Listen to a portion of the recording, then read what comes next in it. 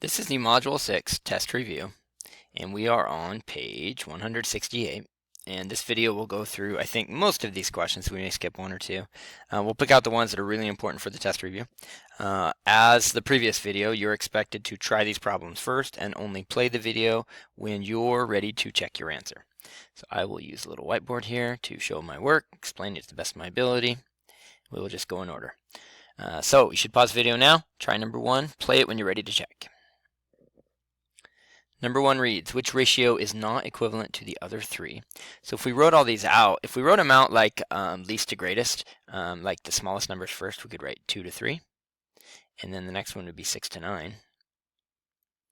And I could simply ask myself, did you get from 2 to 6 the same way you got from 3 to 9? And I would say yes, because I multiplied by 3, and I multiplied by 3. So that works. Those are equal to each other. And then we've got 12 to 15. And then we've got 18 to 27. And so there's different ways to check this, but one thing I noticed when I set these up in this order is that to get from 6 to 12, I double that. And when I get from 9 to 15, I don't double that. That's interesting. If I were to double that, it would be 12 over 18. So that's a red flag for me. I think that should be 18. Not 100% sure though that I'm going to choose that as my answer. I'm going to go ahead and erase a little bit. I'm going to check this way. I'm going to go over to number 6 and say how, or go to this number right here and say, how do I get from 6 to 18? I would say that's times 9. And how do I get from 9 to 27? And I did that wrong up there. I apologize. It's not times 9, it's times 3.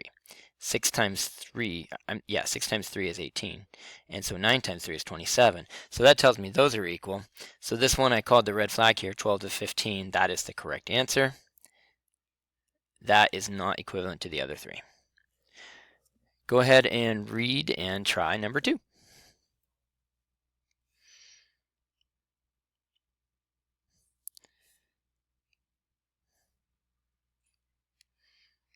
Number 2 reads, a lifeguard received 15 hours of first aid training and 10 hours of CPR training, cardiopulmonary resuscitation. What is the ratio of hours of CPR training to hours of first aid training? So you got to read very carefully here. It's kind of a trick question. They gave you the information, they gave you 15 hours of first aid first and 10 hours of CPR second. So a lot of you are going to be tempted to write 15 to 10, either as a fraction or you could write it as a colon. But in actuality, look at what the question reads. I'm going to change color here. It says, what is the ratio of CPR to first aid? So what you need to do carefully is go find the CPR, which is 10. That's your first term. And the first aid, which is 15. So your ratio is actually 10 to 15 in that order. So if you got that backwards, if you chose A, I would ask you to go back and read carefully and make sure that you're reading the questions carefully, because they gave you the information in one order and then they asked you for the information in the second order. All right, you should read and try number 3 and resume the video when you're ready to check your answer. Number 3 reads, Jerry bought 4 DVDs for $25.20. What was the unit rate? Again, unit rate means I don't care about the cost for 4 DVDs. I care about the cost for 1 DVD. Hopefully by now you know that $25.20 would be on top and 4 DVDs would be on bottom. And I don't want to know the price for 4 DVDs. I want to know the price for 1 DVD. So I divide by 4. And if I divide 4 DVDs by 4, I get 1 DVD. So then you have to divide the cost by 4. So you're actually going to do $25.20 divided by 4. And if you do this correctly, you'll get the right answer. 4 goes into 25 6 times, because 6 times 4 is 24. 4 goes into 12 3 times. 3 times 4 is 12. Some of you might think you're done here because you get a remainder of 0. But I have another place in my answer. It's not 6.3. 4 goes into 0 0 times, so it's $6.30. The answer is C. We will go ahead and read and try number 4 and resume the video when you're ready to check.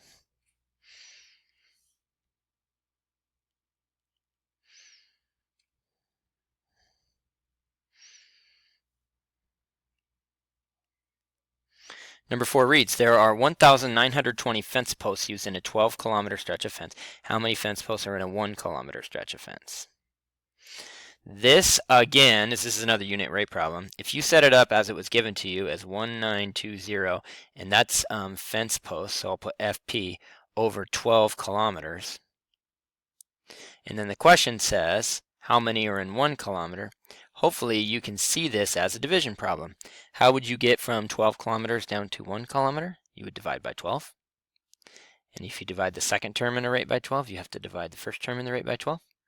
So you're going to solve this by doing 1,920 divided by 12. 12 goes into 19 once. 12 goes into 72 6 times.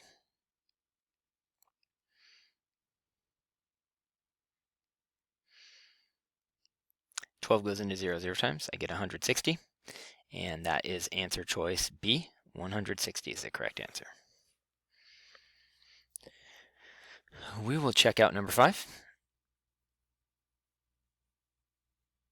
You should have tried number 5, and you are only watching this video when you are ready to check your answer. Number 5 reads, Sheila can ride her bicycle 6,000 meters in 15 minutes. How far can she ride her bicycle in 2 minutes? So this one gets a little bit tricky, just for a minute. It's not too bad though. 6,000 meters in 15 minutes.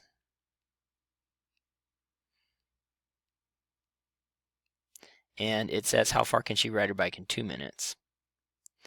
And some kids would look at this and say, well, you can't do that because you can't divide 15 to get down to 2. And that's a good point. So the strategy here is to actually divide 6,000 by 15 minutes to figure out how many she can go in 1 minute, and then we'll multiply that by 2 to figure out 2 minutes. And you could use your multiplication chart pretty easily on this one. 15 goes into 60 4 times because 4 times 60, or 15 is 60. And you just get a remainder of a whole bunch of zeros, and 15 goes into all those zeros 0 times, so I get 400. Pay attention that that's not the answer. A lot of kids look at A and say, oh, it's 400. Well, pay attention that we actually just calculated that she can go 400 meters in 1 minute. I want to know how far she can go in 2 minutes, so this is not my answer. What I need to do is I need to multiply those terms by 2 to get to 2 minutes. So the answer is 400 times 2 is 800 meters. The answer is C. We are going to go ahead and skip number 6 and resume on number 7 in just one moment. So please go ahead, try number 7. If you tried number 6, that's fine, but I'm not going to go through that one right now in order to try and keep the video semi-short. Number 7 reads, Cheyenne is making a recipe that uses 5 cups of beans and 2 cups of carrots. Which combination below uses the same ratio of beans to carrots? So the ratio given to her is 5 cups of beans. I'm going to put beans on top and carrots on the bottom. And the ratio given to her is 5 to 2.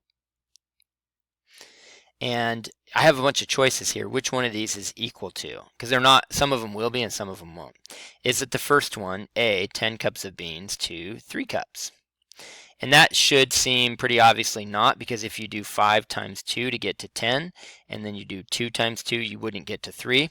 So that's not the answer. So it might not be a bad idea to cross off A, and you can just cross them off as you go.